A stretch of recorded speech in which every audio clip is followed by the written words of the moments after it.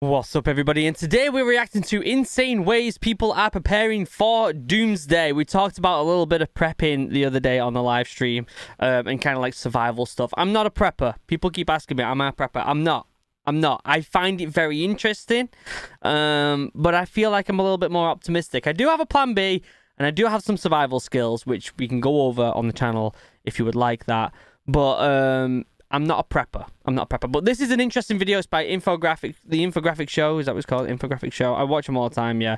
They're really good. They put up some good videos with some good artwork and stuff like that. So I'm interested to see what they say. But before we get started, question of the day comes from Mr. Plums. He says, question, what do you think is going to happen? Like, how do you think it's going to end and when? This is regarding the Ukraine situation and the fight in Ukraine with Russia.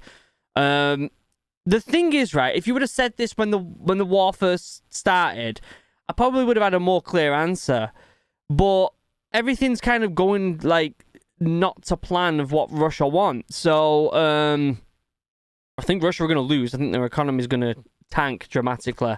And I think if they keep getting backed into a corner, they're either just going to be, you know, playing the victim, or, which they're doing already anyway, or they're just gonna be like, you know what, I'm gonna nuke you all. That's what I think is gonna happen. But I don't think it's gonna get that far. I don't think you have to worry about nukes and stuff like that. But I feel like Ukraine can either go one extreme or the other. I don't think they're really mild in any way. They don't really take lightly to losing, do they? And they are stalling dramatically. We know that. So, or at least when I'm recording this video, they are. So, yeah, we'll have to just wait and see. I don't have a clear answer for you. I don't think anybody has a clear answer for you. You just got to stay optimistic, and you got to have a plan B, especially if you live in Europe, okay? But yeah, that's pretty much all I can say about that. If you want your question answered, leave it in the comment section down below, and I'll pop it on a video, and I'll talk about it, and I'll give you a genuine thought that I have about it. But for now, let's shut up, let's watch this, let's have a little cheeky chat about it, and let's see what people are doing for Doomsday. Everyone has their own ways of preparing for Doomsday. Some people would rather not think about it while the world burns down around them. Others have a spot reserved in one of the most luxurious Doomsday bunkers in the world. Yeah. One family in a small New England town is stockpiling honeybees. And at the very top of the planet, in the frigid temperatures of the Arctic, a select few maintain a vault that could contain humanity's last hope for survival. Let's start with the best of the best. Or at least the richest of the rich. What do the super rich get when they buy into the Opidum complex in the Czech Republic? My guess is if you are like a multi-billionaire, like the Elon Musk, or all these people that are crazy, crazy rich, they have big plans if anything happens. And if anything, they probably know ahead of anyone if something's going to happen, and they can get into a safe spot anyway. So that really sucks. That really sucks. The answer is... Looking at you, Jeff Bezos. Pretty much anything they want. The architects of the Opidum have not only created a doomsday shelter, but a doomsday paradise. The complex sits in a quiet valley protected by natural features and a solid concrete wall. The walls are so high that the only way to see inside of the complex is by aerial view or entering through one of the secret entrances. Wow. The property itself is 323,000 square feet in size, but that doesn't even count most of the living space deep underground. There are plenty of things to do on the surface of the compound, but if the outside world is irradiated from nuclear war or a supervolcano blocks the sun for hundreds of years, the residents of Opidum will spend most of their time in the 2 underground levels of this doomsday community. Each of these levels is 77,500 square feet with 13-foot-high ceilings. So how did the super rich prepare for their doomsday scenario? By adding all of the comforts they now enjoy to their secure underground community at Opidum. My guess is that some of the ultra rich, like Jeff Bezos and all that lot, is they probably have a doomsday bunker that we will never even know about. That's just like, you wouldn't even believe. Do you know what I mean? Like, they probably have something so top secret with like a lifetime supply of food in there. And I don't know. That's what I feel like they would do. And we wouldn't even know about it, you know? To keep their clients comfortable and ensure they have everything they would ever need, Opidum has added some key components at their underground facility. There's a garden that is grown using artificial lights, which are programmed to imitate the sun as closely as possible. Of course, they need to include a spa, a swimming pool, and a library. But no doomsday shelter for the super rich would be complete without installing a theater complex complete with every movie ever made. The underground compound will also contain the basics, such as a medical facility and all the necessary supplies to keep the community healthy. But it also includes custom vaults, so the residents can store their private art collections and any other valuables they don't want to lose during the end of the world. There will also be a full-service... Like it would even matter at that point. Do you know what I mean? That's just... restaurant and a fully stocked wine cellar to keep everyone happy and drunk. The price tag for reserving a spot at Alpidum is not advertised, which means you'd have to contact them directly to find out. Yeah. And if you have to ask the price, you probably can't afford it. Obviously, this is not how most people prep for Doomsday. Yeah. But when you have a ton of money, you can go all out preparing for the end of the world. Yeah. However, there are people who do some pretty insane things to prepare for Doomsday, even if they don't have a huge budget. One former high school teacher in Ontario named Bruce Beach came up with an ingenious Doomsday plan using recycled school buses. He first started planning for Doomsday in the 1960s during the Cuban Missile Crisis. But even after we made it through the Cold War, he continued to build onto his Doomsday plan. Beach found the best way to utilize abandoned school buses from the school district he worked at was to repurpose them as a Doomsday bunker. He would purchase them from the town and bury them underground. As Beach collected more and more buses, he connected them like Legos, forming a labyrinth of tunnels. In the 1980s, he finished his school bus shelter and named it Arc 2. The whole complex is made up of 42 school buses that are completely buried underground with a secure opening to enter the Doomsday bunker. 42? He was so proud of his accomplishment, he even rented out his school bus shelter to people to stay in, like an Airbnb. Arc 2 has a kitchen, a shower, and several bedrooms. One unique trait that Beach has that many Doomsday preppers don't is generosity. He even has said that people have called him up just to ask if they had a space in Arc 2 for them if the world came to an end. He always responded that he did. This might be a uniquely Canadian trait, as it's very rare for someone to offer shelter to others in their Doomsday shelter. So firstly, school buses underground. I like it. I live in a school bus, a converted school bus. I'm going to do a tour very soon. And it's beautiful. It genuinely is. And it's more than livable in just... I live in a 40-foot school bus with my wife and 2 children, and it's very comfortable. I have everything I need. I have an office. I have a bathroom. I have my TV. I have a bookshelf. I have all the stuff I need to make me happy, as well as all the necessities. So having, how many do you say? Like 40 odd of them chained together. That's a lot of space. That's a lot of space. Good on him. I like that idea. I like it. I don't know.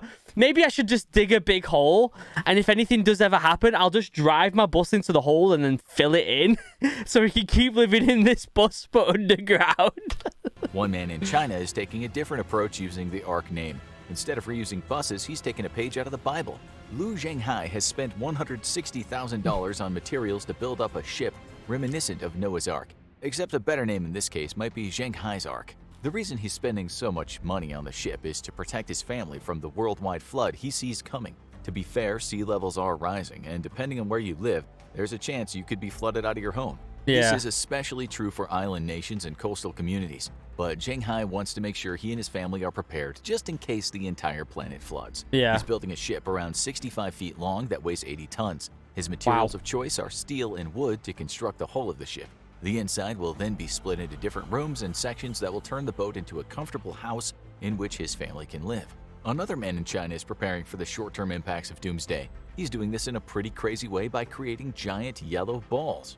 Yang Zhongfu has constructed several massive balls made out of steel that are 13 feet in diameter. What? Each one supposedly can withstand pretty much any type of disaster. He calls these spheres an Atlantis. They weigh around 3 tons and have been painted bright yellow. Zhongfu claims the design is optimal for surviving sudden global catastrophes such as volcanic eruptions and earthquakes. The way the spheres are shaped allows them to float, roll, or even withstand the force of an explosion. One main problem... That makes sense, but you get mashed in the middle of that, aren't you? It starts doing somersaults, and you're just going to be like all over the place. His balls is that anyone inside would get tossed around. This led to Zhongfu equipping each metal ball with seat belts. He even claims that the materials used would help someone survive a nuclear blast from a distance. If you were in the ball right next to where a nuclear device was detonated, the giant yellow ball would not save you. But if you were a little ways away, it could protect you from the shockwave as it rolled to safety.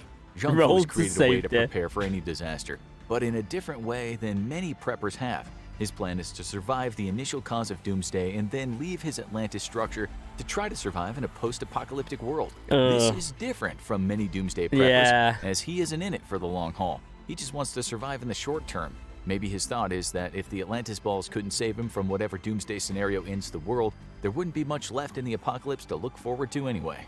The thing is, my thought is that, like, if a nuke goes off or something like that, if it's a natural disaster, you might be fine living on land after the initial, catastrophe.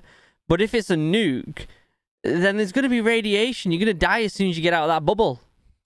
It is insane how much time and money some people spend on a doomsday plan. This couldn't be more true than one Australian man who's created his safe space high up in the mountains. In Australia, a man named Robert Bast has spent over $350,000 on survival equipment to make sure Where did they get this money from? he's prepared for doomsday. That is a crazy amount of money to spend on supplies if you're assuming the world is going to end, but most of what he stockpiles is expected, such as food, water, and gas. Unlike many other doomsday preppers, Bast isn't building his shelter underground.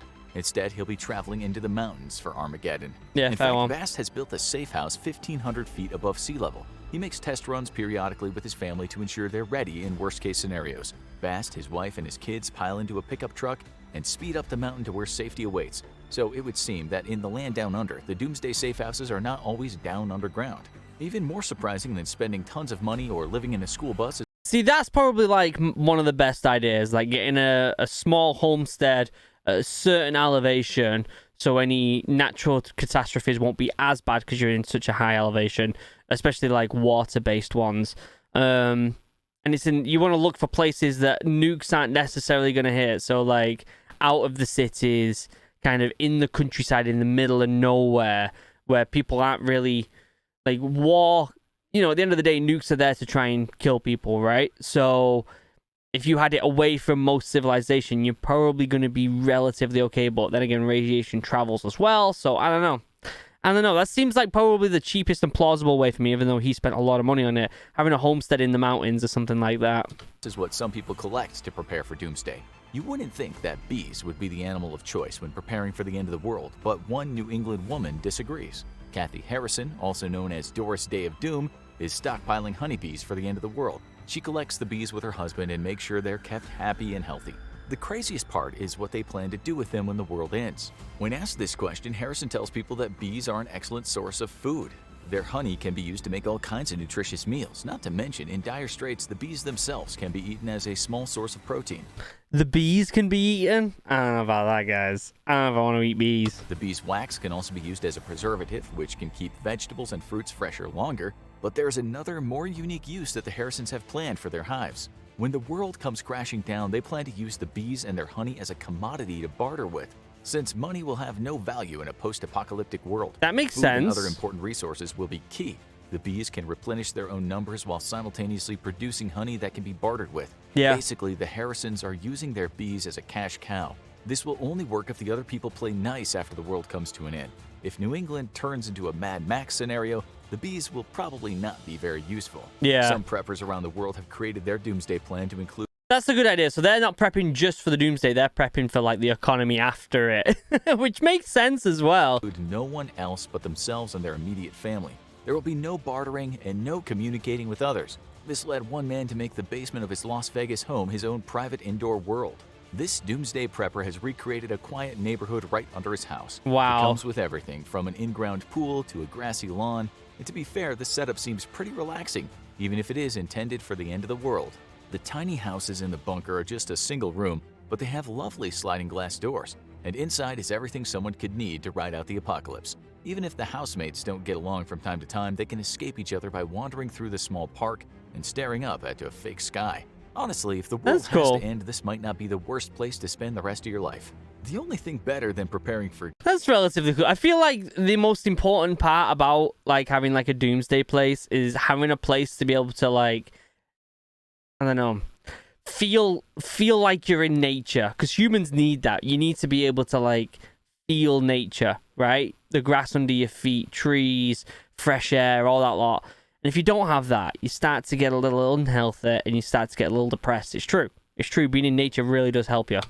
Doomsday with a small village in your basement is by making your entire house a bunker. And that is exactly what one architect did in Poland. This home is called the Safe House and is located just outside of Warsaw, Poland. It was created by Robert Konieczki of KWK Proms as an impenetrable fortress to protect whoever's inside from whatever doomsday befalls the world, including a zombie apocalypse. The structure looks more like a giant concrete block than an actual house when it's in lockdown. It has no windows or doors and is completely isolated from the outside world. But when the coast is clear and Doomsday is over, the walls slide back, allowing anyone inside to have a beautiful view of the property. However, when the walls are open, the house is still protected by a solid concrete wall that lines the entire property. The cool thing is that if at any point the people inside the safe house feel unsafe, they can put the structure back in lockdown with the touch of a button. Inside is everything someone would want to keep them busy during the apocalypse. This might be the holy grail of Doomsday homes. Yeah, that's really cool. That's like, but then at the same time, like, I don't know, like, this whole Doomsday thing's really good, but if you're living in a building for the rest of your life, I know it might have all these spas and all this lot. I don't know, guys. Like, I don't know if it's even worth it at that point. Do you know what I mean? Like, is it even worth staying alive at that point? Not to be miserable, but I don't know. If you thought the previous preppers were crazy, you haven't seen anything yet. A company called Vivos X Point has an insane plan for some open land in South Dakota. Vivos X Point doesn't plan to build just one bunker, or even a few bunkers, to prepare for the end of the world. Instead, Vivos X Point is building an entire underground city of 575 bunkers to house the last remaining survivors of Doomsday. There are entire towns with less than 575 structures, meaning this underground Doomsday city will be bigger than many other South Dakota communities. Amazing. This will be a no-frills underground city providing only the necessities. However, they do build to suit their customers' needs. Vivos X Point has drawn up 4 different floor plans that a resident can choose from, so there is something for everyone. Amazing. It would seem that the people in this region of the United States take Doomsday very seriously, and now they can be surrounded by like-minded individuals in Vivos X Point Underground City. Somewhere between a single hidden bunker and a full-blown city of Doomsday preppers. See, I've seen that video. That's like a nuke one. It was like a nuclear facility, and they transformed it. There's a really good video of it on YouTube, and it's amazing. Check it out. I don't know what it's called, but you'll find it. There is the Survival Condo. Yeah, I've seen this. This underground structure looks like a reverse skyscraper. The building descends 201 feet into the earth and can house thousands of people when the end of the world comes. So this might be a good opportunity for many Doomsday preppers in the region to explore their options about post-apocalyptic living. The structure itself will be housed in a missile silo that was constructed during the Cold War. One of them's already done. You should check it out, the video online. They do a tour of it, and it's absolutely brilliant. It will have 15 floors with all the amenities someone could hope for at the end of the world. The plan includes a dog walking area, a shooting range, and rock climbing walls. Of course, there will be indoor pools with a water park. There will also be restaurants and bars, as well as medical facilities to care for everyone in the survival condo. The architects plan to create several redundant power storage systems and water filtration systems. The hydroponic system will grow plants using artificial lights to create a long-lasting supply of food. The plan is to be able to sustain the inhabitants of Survival Condo for 5 years without opening the hatch. This would be a much more bougie Doomsday setup than your average bunker. But even 5 years, is that long enough if there was a nuclear war? How long does the radiation take to kind of settle down? Because I thought it was longer than 5 years. I don't know, I might be talking crap there. The structure won't be for everyone, though. Doomsday preppers who have signed on for the project must share their underground condo complex with others. So it is not for preppers who are solely concerned about only saving themselves. On the plus side, the survival condo will be built deep enough and surrounded by the silo's protective covering, allowing it to survive a nuclear blast 100 times more powerful than the atomic bomb that was dropped on Nagasaki. Wow. There is a less expensive option for Doomsday preppers in Indiana if they want to be surrounded by a small community of like-minded individuals but can't afford the expensive costs of an underground condominium. Vivos, Indiana is a communal Doomsday bunker that feels much more like a large office with some bedrooms than a luxurious bunker. That's it nuts, houses isn't 80 it? people and is supposed to be able to sustain them for about a year. Everything is shared in this bunker, so it will be imperative everyone gets along. The bedrooms are separated, but that's another thing as well. Making sure that they all actually get along is another big thing. I don't know, guys. I don't know. As soon as one argument breaks out and then people start dividing into little tribes, which happens all the time naturally through, I don't know, human instincts, right? Things will go bad. But Make a good movie. That fits in them is a bed. The common room serves as the main areas of the complex where meals are eaten. This makes me want to play Fallout. Fallout 3 is really good. And entertainment is enjoyed. What makes Vivos, Indiana different from other bunkers and Doomsday facilities is that everything is shared. Like other Doomsday communities, this could lead to problems, but the small size and lack of privacy in Vivos, Indiana could exacerbate those issues. Yeah. This is just another example of the crazy ways people are planning to live out their remaining days after Doomsday. Everyone is different, and everyone will want something different at the end of the world. Most people find planning for the apocalypse crazy and not worth doing since there's a decent chance they won't make it. For doomsday preppers who want to live in a community but don't have the money to afford some of those uber expensive options, Vivos, Indiana might be a perfect fit. For those people who are constantly afraid of doomsday happening even when they're on vacation, there's a special hotel just for them. The Felsen Hotel La Claustra is located inside of a mountain. That's right, for doomsday preppers and adventurers alike, there's a hotel that is within a mountain. So much money has gone into this stuff, and it'll probably never be used, which is nuts, isn't it? Absolutely nuts. This is appealing for anyone who thinks Armageddon might be just around the corner. In the eyes of doomsday prepper, Felsen Hotel La Claustra is a much safer option than a Four Seasons or Marriott during the end of the world.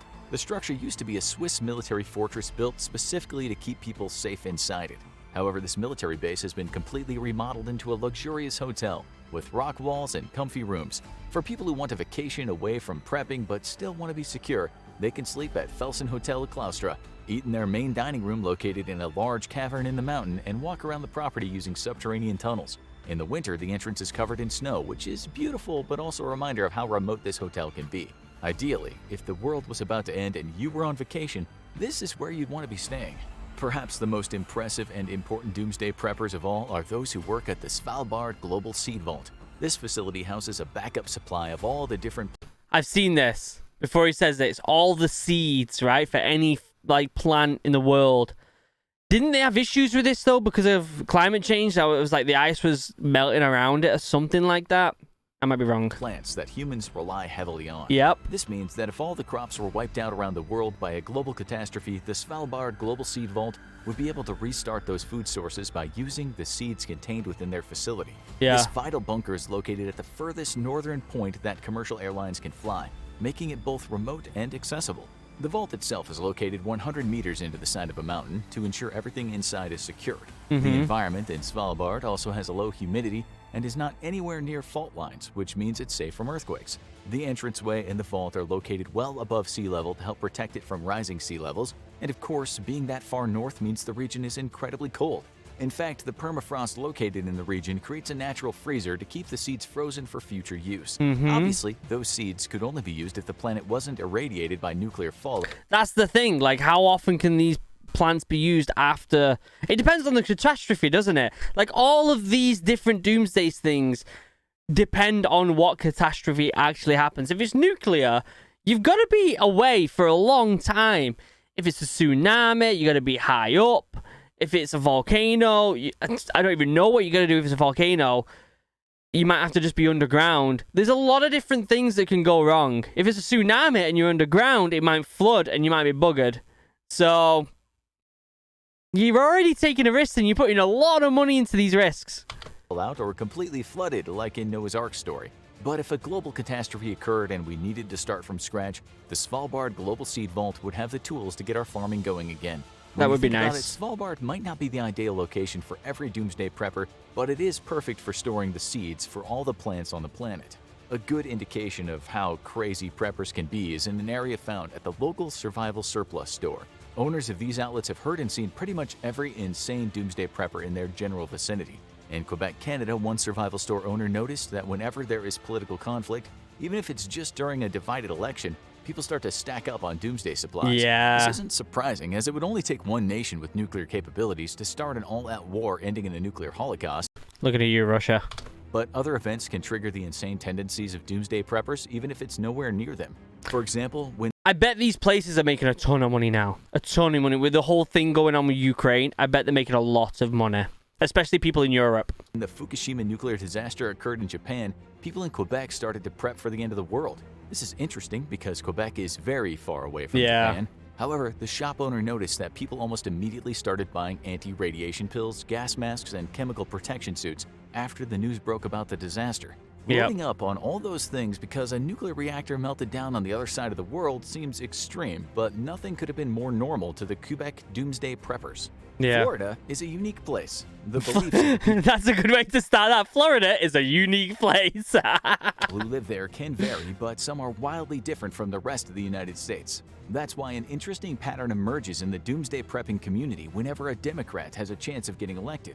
Survival store owners notice that when it isn't an That's election year crazy. and business seems to go on as usual, there aren't many strange purchases in the store, and customers tend to buy regular Doomsday equipment like fire starters, water purifiers, and first aid supplies. But whenever there's a chance that a Democrat will become president, there's an increase in a rather unsettling commodity. That's weird. Gun purchases increase drastically at Florida survival shops whenever an election cycle favors a Democratic candidate or if the race is close. That's crazy, innit? What a ridiculous thing that is. This is surprising because regulars at survival stores who buy a lot of equipment tend to be doomsday preppers, not anti-government revolutionaries. Yeah. But again, sometimes those things can go hand in hand depending on where you are. One store owner noticed this crazy tendency and chalked it up to an odd idiosyncrasy in the region. For the most part, doomsday preppers in Florida seem to be similar to those in many other parts of the world. They buy a lot of supplies during hurricane season or if there's a conflict between major countries in the world. But for some reason, US politics is a driving force behind doomsday preppers loading up on firearms, which is not seen in many other regions. This is a slightly scary thought, as if you put together all the preppers and their firearms, they would have a decent-sized militia. Yeah, that's kind of scary. Like, I don't have a gun on the bus, but we've been thinking about it. And I think we've been thinking about it even more since the world's been going to shit. Do you know what I mean? Our friends across the way here have. We're probably going to get one in the next few weeks or so, but still, it's kind of weird, right? Luckily, the world is still turning and there's a relative peace in the United States, but who knows what'll happen next election cycle if the Floridian preppers get angry. Yeah. Surprisingly, Canadian doomsday preppers tend to be influenced by politics as well. Except it isn't their own politics, but those of the US. Except in Canada, the doomsday preppers don't go out and buy a bunch of guns. Instead, they load up on food. There seems to be more fear of economic collapse by Canadian doomsday preppers than war during United States election cycles. Also, Canadians don't appear to be as interested in building concrete bunkers to ride out an apocalypse. Survival store owners admit that their customer base increases when things get tumultuous in the US or during a catastrophe somewhere else in the world. However, there's a... Yeah, I bet they're thriving right now. I really do. With the whole, Ukraine situation, I bet there's a lot of doomsday places making a lot of money. Very low demand for a fallout shelter buried deep underground compared to other parts of the world. Maybe this is because there is so much undeveloped land that it's super easy to just escape into the wilderness. Or perhaps Canadians just feel secluded cabins on the fringes of civilization work just as well as anything dug under the ground. In France, doomsday prepper stores sell slightly different supplies. This is because of the end-of-the-world fears are different than those in North America. Right. Over the past 10 years, more and more Europeans are embracing the survivalist lifestyle. Hell yes, you gotta do it. It's good. I've been doing it. It's a ton of fun. Learn about survival. It's really interesting. If you want me to make videos on it, let me know in the comments. This is slightly different from doomsday prepping, but some see it as complementary. Yeah. According to survival shop owners, politics tend to play less of a role in what preppers buy than fears around the damage done to our planet by pumping greenhouse gases into the atmosphere. Yeah. These fears influence what doomsday preppers buy in this part of the world. They focus on purchasing water purification systems and wilderness supplies over firearms. This is probably due to the fact that you can't shoot climate change or wage war against it using guns. It's true. This brings us to somewhat of a conundrum. People who take doomsday prepping seriously would not want to divulge their secrets. One of the key tenets of doomsday prepping is not telling people where your supplies are That's or true. how you plan to ride out the apocalypse. This is especially true if you have a hidden bunker somewhere filled with all those things you need to survive. So there are probably hundreds or even thousands of serious preppers that fly below the radar. Maybe they buy their supplies from different places, so they aren't seen as regular anywhere. Or maybe they have other people they trust to buy them supplies. One thing is for sure though, true professional preppers are not broadcasting their location or doing interviews about their end-of-the-world plan if they're trying to outlast everyone else. Yep. Now watch how to build a World War III bomb shelter. That was really good. I feel like there's probably a lot of them people making money right now. I personally think if the world was going to end, whether it be through nuclear or anything, if it's a world that I can't live in after the event, I don't know if I want to be around. I don't want to be living in a bunker for 5 years. Like, I like nature. I like going for walks along the beach, along in the woods and all that. That's where I like to be. If I'm locked in a building for like 5 years, I think I'd go insane. If it was a nuclear disaster, not nuclear, like a doomsday disaster that was short term, like a tsunami, and then you could try and live after it, I'm down. I can figure it out. I know survival. I got trained in the Royal Marines Commandos. I can do that shit. Not everyone can. If you want to know, let me know in the comments. If you've got any questions, leave them in the comments. But for now, members, you're beautiful, you're amazing. I love you. I couldn't do this without you. I honestly couldn't make videos every single day if it wasn't for these beautiful people. So thank you for supporting the channel as much as you do. I genuinely appreciate it. Links down below to this video. Go and check it out. Give it a like and all that good stuff. And a bunch of other stuff, including all my socials, my merch, and all that good stuff. Check out the Instagrams if you want to know where we are in the bus right now. Other than that, I will see you in the next video. I love you all. Have a wonderful day. Goodbye.